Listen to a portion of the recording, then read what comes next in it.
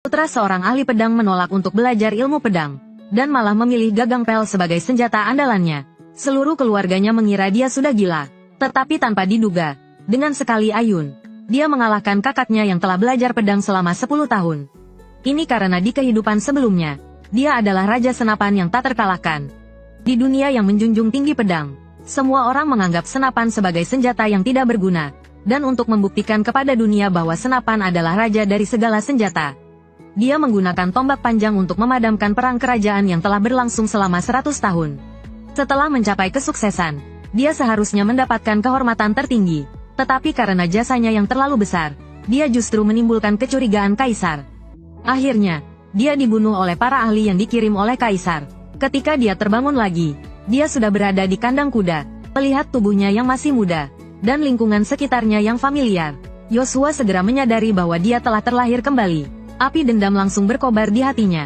Di kehidupan ini, dia bertekad untuk menulis ulang akhir ceritanya. Namun, saat dia sedang merencanakan strateginya, tiba-tiba 3 orang pria muncul dan mengganggu pikirannya. Mereka adalah 3 kepala pasukan dari kediaman Adipati. Karena status Yosua sebagai anak haram, di kehidupan sebelumnya, dia dan ibunya sering dihina oleh ketiga orang ini.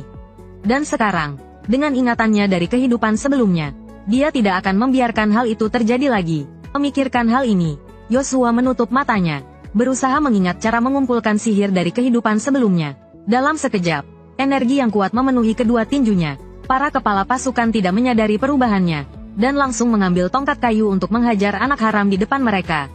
Namun, detik berikutnya, Yosua tiba-tiba membuka matanya, dan langsung meninju perut kepala pasukan. Kepala pasukan itu kesakitan dan langsung terjatuh. Pemandangan ini membuat 2 orang lainnya terkejut. Si pengecut itu, hari ini sepertinya berubah menjadi orang lain. Tanpa banyak berpikir, salah satu dari mereka langsung mencabut pedangnya dan menyerangnya. Melihat itu, Yosua langsung menghindar, dan mengumpulkan sihir di tangannya lagi. Kemudian, dia meninju wajah lawannya dengan keras. Pukulan berat itu membuat pria itu terlempar sejauh 2,5 meter. Namun, tubuh Yosua mulai mengalami kelainan. Karena tubuhnya saat ini terlalu lemah, sulit baginya untuk menahan terlalu banyak sihir di dalam tubuhnya. Tetapi situasi saat ini tidak memungkinkan dia untuk mundur. Dia kemudian melangkah mendekati orang terakhir, dan menyuruhnya menyampaikan pesan kepada yang lain. Jika ada yang berani mengusik ibunya lagi, dia akan mengirim orang itu ke neraka dengan tangannya sendiri. Pria itu ketakutan oleh aura Yosua, dan langsung melarikan diri tanpa menoleh ke belakang. Melihat rencananya berhasil, Yosua tidak bisa lagi menahan tubuhnya yang lemah, dan pingsan di tanah. Di sisi lain, di kediaman Adipati, pria yang baru saja melarikan diri sedang melaporkan kejadian ini kepada Adipati. Adipati merasa sulit untuk percaya, karena para kepala pasukan adalah ksatria berpengalaman. Bagaimana mungkin mereka dikalahkan oleh anak berusia 9 tahun dengan tangan kosong? Tapi setelah dipikir-pikir, hal ini bukannya tidak mungkin. Jika dia menggunakan sihir, maka semuanya masuk akal. Namun, pengawal di sampingnya membantah keras pemikiran ini. Karena di seluruh benua, belum pernah ada orang yang bisa menggunakan sihir dalam pertempuran pada usia 9 tahun. Bahkan Adipati, salah satu dari 5 ksatria terhebat, baru membangkitkan sihirnya pada usia 16 tahun. Mendengar ini, Adipati terdiam sejenak, lalu mengatakan bahwa hanya dengan bertemu langsung dengan orang yang bersangkutan, kebenarannya akan terungkap. Dan sudah waktunya dia bertemu dengan putranya yang tadi kenal itu. Sementara itu, di koridor kediaman Duke, Yosua menatap potret kaisar. Benih dendam di hatinya semakin tumbuh. Namun, saat itu dia tidak menyadari, seorang pemuda telah berada di sampingnya. Melihat Yosua tidak menghiraukannya, pemuda itu langsung terbakar amarah. Dia pun ingin memberi pelajaran pada orang yang sombong ini. Namun yang tak disangkanya, Yosua langsung menangkap tinjunya. Genggaman yang kuat itu membuatnya kesakitan. Namun, saat dia ingin menyerang lagi, sebuah suara tegas tiba-tiba menghentikan perkelahian mereka. Orang yang datang adalah Duke Agno, pemilik kediaman itu. Melihat Duke muncul, pemuda itu langsung berlutut. Ternyata pemuda itu adalah Babel, putra sulung Duke. Membangkitkan sihirnya di usia 14 tahun. Dia dianggap sebagai pemuda jenius yang tiada duanya. Jadi, Duke secara alami ingin menjadikannya pewarisnya. Duke kemudian menoleh ke putra bungsunya, Yosua. Ia mengatakan ingin memastikan sendiri apakah Yosua telah membangkitkan sihirnya. Mendengar itu, Yosua merasa tegang. Karena jika ayahnya menemukan keanehan, rencana balas dendamnya mungkin akan gagal. Namun, Duke kemudian maju dan meraih pergelangan tangannya. Untungnya, dia berhasil menekan sihir di dalam tubuhnya. Duke tidak merasakan adanya sihir dalam dirinya. Namun, Duke yang berpengalaman, merasa ada sesuatu yang tidak beres. Ia pun meminta Yosua untuk tinggal di kediaman Duke, dan memerintahkan pengawalnya untuk melatihnya beberapa keterampilan ksatria. Setelah berpisah dengan ayahnya, Yosua segera pergi ke hutan dekat kediaman Duke, dan berhenti di depan sebuah lingkaran sihir. Lalu, dia menggigit jarinya dan meneteskan darahnya ke lingkaran sihir. Detik berikutnya, sebuah portal muncul di hadapannya. Yosua segera melangkah masuk ke dalam portal. Di dalam portal itu terdapat dunia lain. Sebuah kuil menjulang tinggi berdiri di ujung reruntuhan. Dan di tengah kuil, terdapat sebuah tongkat besi hitam di atas altar. Itu adalah Logia, senjata dewa yang pernah berjuang bersamanya di kehidupan sebelumnya. Dan tongkat besi itu adalah wujud asli Logia. Saat dia mengambil tongkat itu, sihir di udara langsung berkumpul di dalam tubuhnya. Yosua langsung merasakan kembali sensasi di medan perang. Mulai saat ini, jalan balas dendamnya resmi dimulai. Saat dia kembali ke kediaman Duke, ayahnya telah mengatur latihan tanding untuknya. Lawannya adalah kakaknya, Babel. Atas permintaan ayahnya, Babel mengambil pedang kayu dari rak senjata, sedangkan Yosua mengambil sebuah tongkat pel. Detik berikutnya, dia menginjak kepala pel dan hanya menyisakan tongkatnya. Melihat itu, semua orang tertawa terbahak-bahak. Mereka mengira dia sudah gila. Bahkan ayahnya pun terlihat ragu. Tapi Yosua mengatakan pada ayahnya bahwa ini sudah cukup. Melihat ekspresi tegas Yosua, ayahnya pun menyetujuinya. Ia hanya berpesan agar mereka tidak menggunakan sihir dalam pertarungan. Saat latihan tanding dimulai, Babel lebih dulu menyerang dengan pedangnya. Namun, dia malah bertabrakan dengan tongkat Yosua. Dia pun segera menghindar. Lalu, dia kembali mengangkat pedang kayunya dan mengayunkannya ke pinggang Yosua. Namun, serangan Babel meleset dari sasaran, dan lengannya terluka oleh tongkat Yosua. Babel yang keras kepala ingin menyerang lagi. Tetapi sedetik kemudian dia terlempar oleh tongkat lawannya. Babel yang terpojok menjadi marah, dan ingin melanggar aturan dengan menggunakan sihir. Lihat ini, Duke segera mencoba menghentikannya. Tetapi ledakan energi telah terjadi di tengah aula. Pedang kayu Babel juga hancur oleh energi tersebut. Khawatir hak warisnya terancam, Babel menjadi gila, dan langsung menghunus pedangnya untuk membunuh adiknya. Yosua merasa, ini adalah kesempatan yang baik untuk membuat nama untuk dirinya sendiri, dan langsung maju untuk berhadapan dengan Babel. Melihat ini, Duke segera berteriak. Tekanan yang kuat membuat keduanya langsung tidak bisa bergerak. Babel yang marah menjadi tenang. Para ksatria di samping tercengang oleh kekuatan Yosua. Bahkan tunangan Babel pun ragu. Andai saja aku bisa menikah dengan tuan muda ini, pikirnya. Sang Duke perlahan berjalan ke arah Yosua, dan mengatakan ingin menanyainya secara pribadi di kamarnya. Semua orang terkejut mendengar ini. Duke tidak pernah mengizinkan siapapun memasuki kamarnya. Setelah mengikuti ayahnya kembali ke kamar, Sang Duke langsung bertanya tentang identitas aslinya. Yosua dengan serius menjawab bahwa dia adalah putranya. Karena sudah bertahun-tahun tidak bertemu, Sang Duke tidak tahu perubahan Yosua beberapa tahun terakhir ini. Mendengar ini, Sang Duke menghilangkan keraguannya, dan mengatakan akan melatihnya sendiri dalam ilmu pedang. Sebagai salah satu dari 9 bintang, keahlian berpedang Sang Duke termasuk di antara 5 terbaik di Kekaisaran. Belajar ilmu pedang darinya adalah impian banyak orang berbakat. Tetapi Yosua langsung menolaknya tanpa berpikir. Dia tidak ingin belajar ilmu pedang, tetapi ingin menggunakan tombak sebagai senjata utamanya. Tindakan ini langsung membuat ayahnya marah. Sedetik kemudian, tekanan yang kuat menyerangnya. Tekanan itu sulit ditahan, tetapi untuk menunjukkan tekadnya berlatih tombak, Yosua tidak menyerah. Dia mengerahkan seluruh energinya, dan menggunakan tekanan tingkat epik dari kehidupan sebelumnya untuk melawannya. Ini akhirnya membuat ayahnya menyetujui pilihannya. Namun, ada satu syarat. Dia harus lulus ujian ksatria kerajaan. Jika tidak, dia akan dikirim ke akademi untuk belajar ilmu pedang. Yosua langsung setuju. Namun, dia melupakan satu hal penting.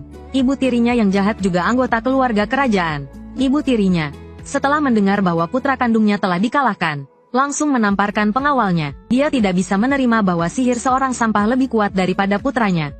Pengawal itu mengatakan masih ada solusi, dan menyebutkan ujian ksatria kerajaan. Ibu tirinya langsung teringat pamannya di ksatria kerajaan. Jika pamannya bisa curang saat latihan, Yosua bisa mati di arena uji coba. Di tempat lain, Yosua yang baru bangun tidur bangkit dari tempat tidur. Penggunaan sihir yang sering akhir-akhir ini membuat tubuhnya yang lemah semakin lemah. Saat itu, terdengar ketukan di pintu. Ketika dia membuka pintu, dia melihat seorang gadis berambut merah. Dia ingat gadis itu bernama Charlotte, putri orang terkaya di Kekaisaran, dan juga tunangan kakaknya, Babel. Sebelum Yosua sempat berbicara, gadis itu berjalan masuk ke kamar. Yosua langsung menghentikannya, dan berbisik di telinga gadis itu agar dia segera pergi. Setelah mengatakan itu, dia langsung menutup pintu di depan gadis itu. Namun, Tepat saat Yosua menutup pintu, ketukan terdengar lagi. Mendengar itu, Yosua menjadi marah.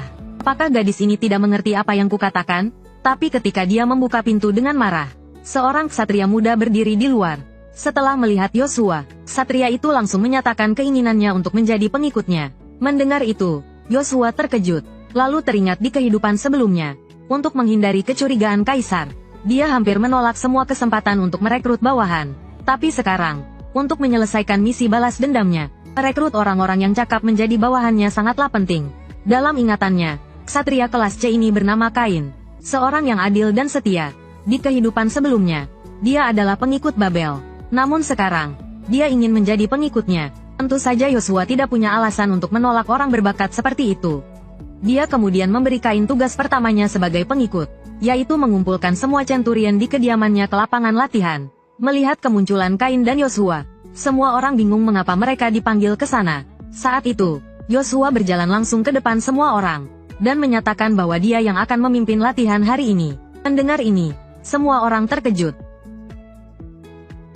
Bagaimana mungkin dia memenuhi syarat untuk melatih para ksatria berpengalaman? Mendengar itu, Yosua tidak menjelaskan banyak, melainkan, dia mengambil tombaknya dan berjalan langsung ke depan mereka. Kemudian, dia mengarahkan ujung tombaknya ke salah satu centurion, dan memintanya untuk berduel dengannya. Mendengar itu, centurion itu langsung menghunus pedangnya dan menyerang. Yosua segera mengangkat tombaknya untuk membalas. Detik berikutnya, kekuatan sihir yang dahsyat menerbangkan centurion itu puluhan meter jauhnya. Centurion yang tadinya percaya diri itu kehilangan tanda-tanda kehidupan. Semua orang ketakutan melihat kejadian itu hingga keringat dingin bercucuran. Mereka kemudian berlutut dan tunduk kepadanya. Dengan ini, Yosua akhirnya mencapai tujuannya, berhasil membangun kewibawaannya di pasukan ksatria. Sementara Kain, yang berdiri di sampingnya, merasa lega karena telah memilih tuan yang tepat. Di sisi lain, Saro yang diusir kembali ke kamarnya. Sebagai putri orang terkaya, dia tidak pernah diperlakukan seperti ini sebelumnya. Saat ini, yang ada di pikirannya hanyalah saat Yosua mengusirnya. Dia tidak mengerti apa kesalahannya hingga dibenci seperti itu. Namun, setelah mengetahui tunangannya telah dihina, Babel kembali menemui Yosua dan menantangnya. Tapi Yosua mengatakan dia tidak punya waktu untuk berurusan dengannya, karena dia sedang terburu-buru untuk mengikuti ujian pasukan ksatria kerajaan. Tapi Babel yang sedang marah tidak menyerah. Mau tak mau, Yosua memutuskan untuk memberinya pelajaran lagi. Dia langsung mengayunkan tinjunya ke arah Babel. Detik berikutnya, kekuatan sihir yang dahsyat keluar dari tinjunya. Melihat itu, Babel segera menangkis dengan pedangnya. Tapi kekuatan sihir yang dahsyat itu tetap membuatnya terluka parah. Melihat lawannya sudah terluka parah, Yosua awalnya ingin berhenti, tapi lawannya kembali mengayunkan pedang besinya dan menyerangnya. Melihat itu, dia tidak lagi menahan diri. Dia langsung menerbangkan Babel puluhan meter jauhnya dengan satu pukulan, lalu berjalan langsung ke arahnya, dan mengatakan agar dia tidak mengganggunya lagi. Setelah mengatakan itu, dia berbalik dan pergi menuju ujian pasukan ksatria. Dan saat itu, Babel akhirnya menyadari perbedaan kekuatan di antara mereka. Istrinya dihina, tapi dia tidak bisa membalaskan dendamnya. Dia pun menangis karena merasa sedih. Sementara itu, pasukan ksatria kerajaan telah memasuki kota. Iring-iringan kereta yang sangat panjang membuat semua orang ketakutan. Mereka terkejut mengapa ujian biasa memiliki perlengkapan sebesar ini. Saat itu, seorang pemuda perlahan keluar dari kereta kuda. Orang itu adalah putra keempat kaisar. Juga, dia adalah raja yang dilindungi Yosua di kehidupan sebelumnya agar bisa naik tahta. Karena mendengar bahwa Yosua telah membangkitkan sihirnya pada usia 9 tahun, kaisar secara khusus mengutusnya untuk melihat anak jenius yang baru muncul ini. Melihat musuh dari kehidupan sebelumnya muncul di hadapannya, darah Yosua langsung mendidih. Jika saja tubuhnya saat ini mampu menggunakan seluruh kekuatannya, dia benar-benar ingin langsung membunuh orang itu di tempat. Melihat Yosua tidak bereaksi, seorang pengawal segera maju dan memintanya untuk memberi hormat kepada pangeran. Namun Yosua berkata, bahwa hanya kaisar yang berhak menerima penghormatan seorang ksatria. Mendengar itu, pasukan ksatria kerajaan segera mengambil posisi serang. Melihat hal itu, para ksatria dari kadipaten juga langsung menghunus pedang mereka dan berhadapan. Saat pertempuran besar akan pecah, Aduke segera turun tangan untuk menghentikan keributan itu. Melihat Aduke sudah turun tangan, pangeran tidak bisa terus mempersulit. Ia kemudian memimpin semua orang menuju arena latihan. Setelah semua orang duduk, ujian resmi dimulai, karena ibu tirinya telah membuat kesepakatan dengan pamannya dari kerajaan. Semua orang yang seharusnya berlatih tanding dengan Yosua telah dibunuh. Dan sekarang, orang yang berdiri di arena latihan adalah Zoko, seorang ksatria peringkat B yang diatur oleh ibu tirinya. Orang ini kejam dan tidak pernah menahan diri, dan tugas yang ia terima kali ini adalah untuk melumpuhkan Yoshua dalam latihan tanding. Saat ini, Zoko telah menyalurkan sihirnya ke seluruh pedang panjangnya, memikirkan cara untuk menyiksa anak kecil di depannya. Namun, Yoshua menyerang lebih dulu, dan hampir menjatuhkannya dengan tongkatnya. Zoko yang menangkis dengan tergesa-gesa, langsung menyadari bahwa pemuda di depannya tidak sederhana. Ia kemudian mengerahkan seluruh kekuatannya dan mengayunkan pedangnya ke arah Yoshua. Namun, keunggulan jarak tombak Yoshua terlihat jelas saat ini. Meskipun mengerahkan seluruh kekuatannya, Zoko tidak bisa mendekatinya. Para penonton di tribun terpesona oleh teknik tombak Yoshua. Namun, Zoko yang terus terdesak tiba-tiba marah, dan mengumpulkan sihir di atas peringkat B, lalu mengayunkan pedangnya ke arah Yoshua dengan seluruh kekuatannya. Yoshua buru-buru mengangkat tongkatnya untuk menangkis. Tapi karena keterbatasan tubuhnya yang berusia 9 tahun, dia tetap terpukul hingga muntah darah. Namun, Zoko yang telah diuntungkan tidak berniat berhenti di situ, malah kembali mengangkat pedangnya dan menyerangnya. Detik berikutnya, energi besar meledak di arena. Setelah asap menghilang, pemandangan di depan mata membuat semua orang tercengang. Zoko terlihat terdorong mundur beberapa meter. Sementara tongkat besi di tangan Yoshua menunjukkan wujud aslinya. Raja Tombak, Roaiyas, kembali lagi. Meskipun demikian, Zoko masih belum berniat menghentikan serangannya. Namun, penguji turun tangan dan mengumumkan berakhirnya ujian, dan menganugerahi Yoshua gelar Ksatria peringkat C.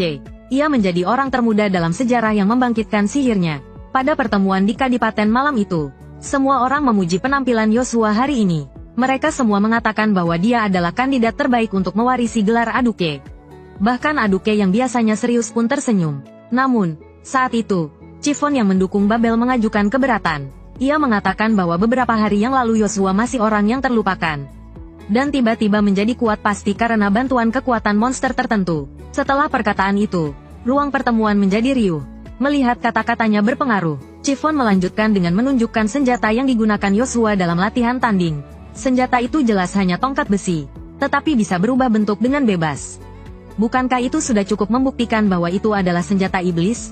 Namun, saat itu, Yoshua tiba-tiba mendorong pintu ruang pertemuan, dan langsung berjalan menuju Chiffon. Ia mengatakan jika Chiffon sangat ingin tahu dirinya sebenarnya, dengan bantuan kekuatan iblis, bukankah kita hanya perlu bertarung dengannya untuk mengetahuinya?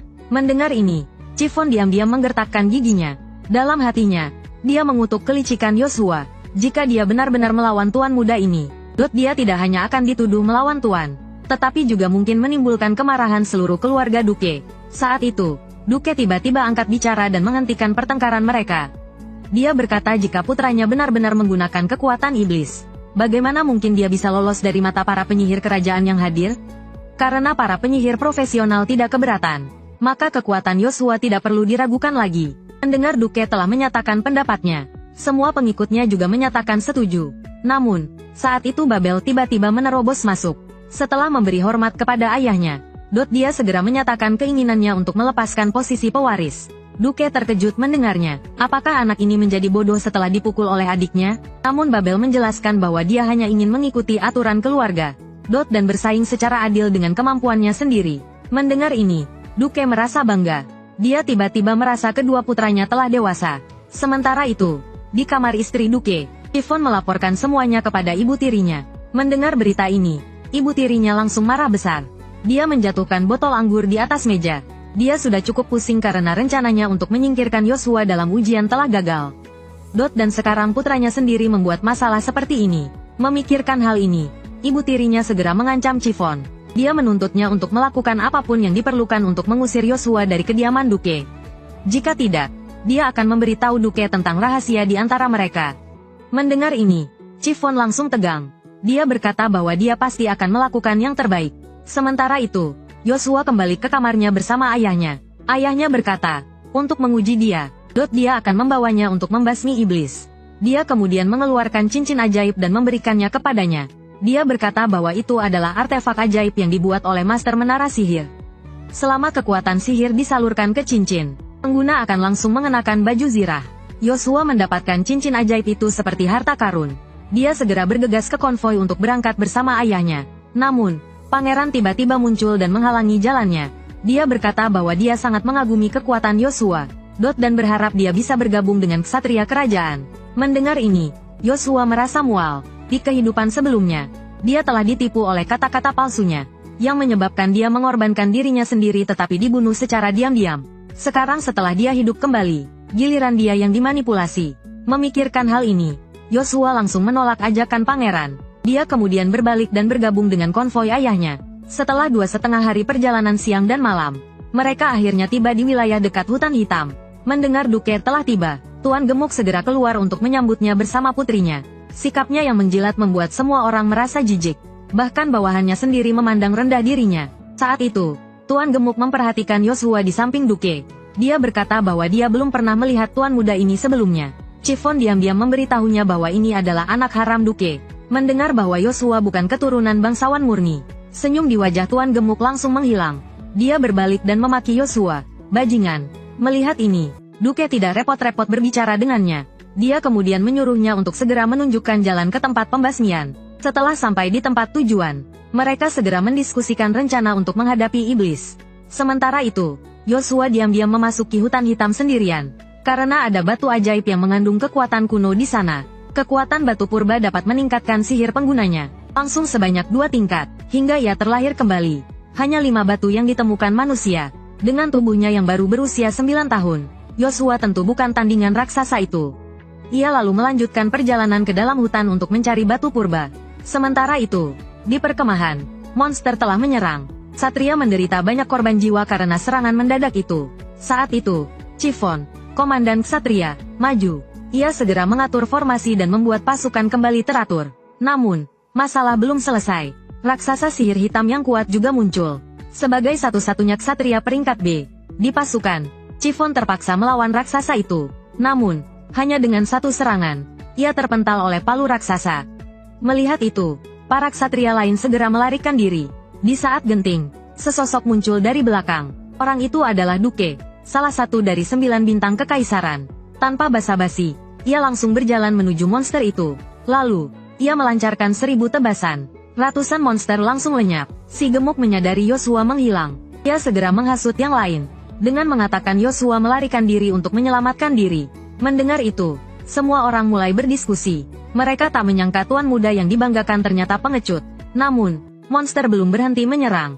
Pasukan Ksatria kembali dalam bahaya. Saat mereka putus asa, tiba-tiba langit bergemuruh. Seorang pemuda turun dari langit. Ia adalah Yosua yang telah menyerap kekuatan batu purba petir. Hanya dengan 1 serangan, raksasa sihir hitam itu tumbang. Semua orang terkejut. Seorang Ksatria peringkat C memiliki sihir yang begitu kuat. Duke tersenyum bangga. Putranya tidak mengecewakannya. Si Gemuk menunjuk Yosua dan mengatakan anak itu pasti menggunakan cara curang. Kalau tidak, bagaimana mungkin ia tiba-tiba memiliki sihir yang begitu kuat? Yosua tidak menjelaskan. Ia akan membuktikan kekuatannya sendiri. Ia kembali menyerang pasukan monster sendirian. Ia mengumpulkan seluruh kekuatannya dan melancarkan badai petir. 2 raksasa sihir hitam terpental sejauh 2,5 meter. Si Gemuk berlutut dan berteriak, "Tidak mungkin." Namun, pertarungan yang intens membuat Yosua kelelahan. Meskipun memaksakan diri, ia tidak bisa menggunakan sihir lagi. Duke menyadari ada yang tidak beres. Ia segera maju dan melindungi Yosua. Setelah mengalahkan monster, ia membawa putranya pergi. Setelah kembali ke kastil, Tuan Gemuk memanggil komandan Ksatria, Chiffon. Ia bertanya mengapa Chiffon tidak menghabisi Yosua lebih awal. Sekarang, posisi putra sulangnya sebagai pewaris terancam. Bahkan posisinya sebagai tuan juga terancam. Chiffon menjelaskan bahwa kejadian itu terlalu mendadak. Belum lama ini, Yosua hanyalah pekerja rendahan di kandang kuda. Tidak ada yang menyangka ia memiliki bakat seperti itu. Si Gemuk mengatakan bahwa kebangkitan Yosua yang tiba-tiba, mungkin karena ia membuat perjanjian dengan iblis tingkat tinggi. Chiffon langsung mengatakan itu tidak mungkin. Karena kekuatan Yosua telah dikonfirmasi langsung oleh Duke dan kerajaan. Dan ia juga ada di sana saat itu. Ia tidak merasakan adanya energi iblis. Namun, si Gemuk tiba-tiba memotongnya. Ia mengatakan apakah Yosua membuat perjanjian dengan iblis atau tidak. Itu tidak penting. Yang penting adalah apa yang dipikirkan oleh keluarga. Mendengar ini, Qi Feng langsung mengerti maksud si Gemuk. Bagaimanapun, Yosua masih anak-anak. Begitu dia sampai di Akademi Kekaisaran, akan ada cara untuk menghadapinya. Sementara itu, Yosua telah pulih. Tiba-tiba, seorang kepala pelayan muncul dan menghentikannya. Ia mengatakan ibu tirinya telah menyiapkan jamuan makan khusus untuknya. Dan ibunya, Lucia, juga ada di sana. Melihat posisi piring di atas meja, Yosua langsung mengerti maksud ibu tirinya. Namun, ia tetap menuruti ibunya dan duduk di sampingnya. Ibu tirinya kemudian mengatakan bahwa ia mengundang mereka berdua hanya untuk mempererat hubungan, dan untuk menyiapkan hidangan ini, ia secara khusus menanyakan selera Lucia. Mendengar ini, Lucia yang selalu rendah hati merasa tersanjung. Ia kemudian mengambil sepotong daging panggang dan hendak memakannya. Melihat ini, Joshua langsung berdiri dan menghentikan ibunya. Ia mengatakan dengan semua hidangan lezat ini, ia dan ibunya tidak akan bisa menghabiskannya sendiri. Jadi, ia mengajak ibu tirinya untuk bergabung dan menikmatinya bersama. Mendengar ini, ibu tirinya langsung merasa canggung. Ia segera mengatakan bahwa ia sedang diet dan tidak bisa makan makanan berlemak. Joshua tidak lagi menyembunyikan niatnya. Ia langsung bertanya apakah ibu tirinya diet atau takut makanannya beracun. Rahasianya terbongkar. Ibu tirinya tidak lagi menyembunyikan niatnya. Ia segera memerintahkan Qi Feng untuk membunuh mereka berdua. Melihat ini, Joshua langsung memanggil senjata dewanya, Lugia. Kekuatan sihir yang dahsyat dari keduanya langsung beradu. Saat itu, sang adipati tiba-tiba muncul dan menghentikan pertarungan mereka. Ia kemudian menatap tajam Qi Feng. Ia bertanya siapa yang memberinya keberanian untuk menyerang Tuan Muda. Di bawah tekanan sang adipati, Qi Feng berkeringat dingin. Melihat ini, ibu tirinya segera maju. Sebagai istri yang berasal dari keluarga kerajaan, ia tidak takut sedikit pun pada sang adipati. Ia langsung mengatakan bahwa semua ini adalah perintahnya. Melihat ini, sang adipati pertama-tama membawa Joshua dan ibunya keluar dari ruang perjamuan. Kemudian, ia dan istrinya mulai bertengkar. Ibu tirinya langsung mengatakan bahwa sang adipati hanya peduli pada keluarganya sendiri.